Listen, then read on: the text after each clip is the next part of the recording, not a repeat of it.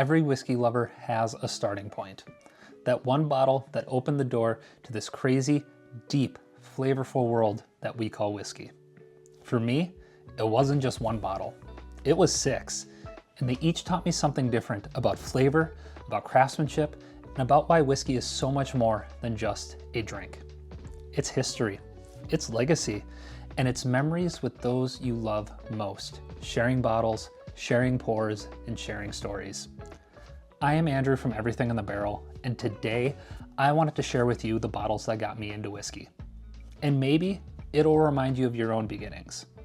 Whether you've been into whiskey for years, or you're just getting started, your story is uniquely yours, and I guarantee it's a beautiful one.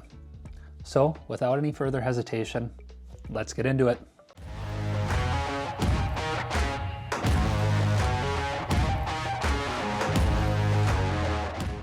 So, I think this is where a lot of us probably started. Buffalo Trace. It's approachable, it's well balanced, and at one point, it was easy to find. And it's starting to become a little bit easier to find, thank God. But this was the first bottle that made me pause mid-sip and go, hey, there's actually something going on here. Caramel, vanilla, and that soft spice. It was an easy sipper that had a lot of character. It made me realize that bourbon could be complex without being harsh. If whiskey were a book, Buffalo Trace would be chapter 1 that made me continue reading. Next up, Elijah Craig Barrel Proof. Specifically for me, it was the C920. The C920 was my first introduction into high proof whiskey. It's unapologetically bold, big oak, brown sugar, and that cinnamon kick that wakes up your palate. It taught me that high proof doesn't mean harsh, it means flavor. This bottle was truly the bottle that got me into the science behind whiskey. It made me look into everything from aging to barrel char to all of it. This bottle was the one that probably more than most got me into whiskey. Up next, High West Rendezvous Rye. Now I'll admit, ryes, they took me a while to get into, but this one just clicked. Cinnamon, baking spices, and dried fruit, it's got a lot of personality. And the High West storytelling, the blending of young and old ryes, this bottle is the one that made me truly appreciate the art of blending. And it was this bottle that got me into craft and limited edition whiskeys. And then came something that totally surprised me. Keeper's Heart Irish+Bourbon. And I know what you're saying, Irish, bourbon, together? Trust me, I was saying the same thing. But this bottle opened my eyes to how blending traditions can create something new. It has that easy drinking Irish honeyed sweetness, and then it's balanced by that oak and spice from the bourbon. This one truly made me realize that whiskey doesn't have to fit into a box.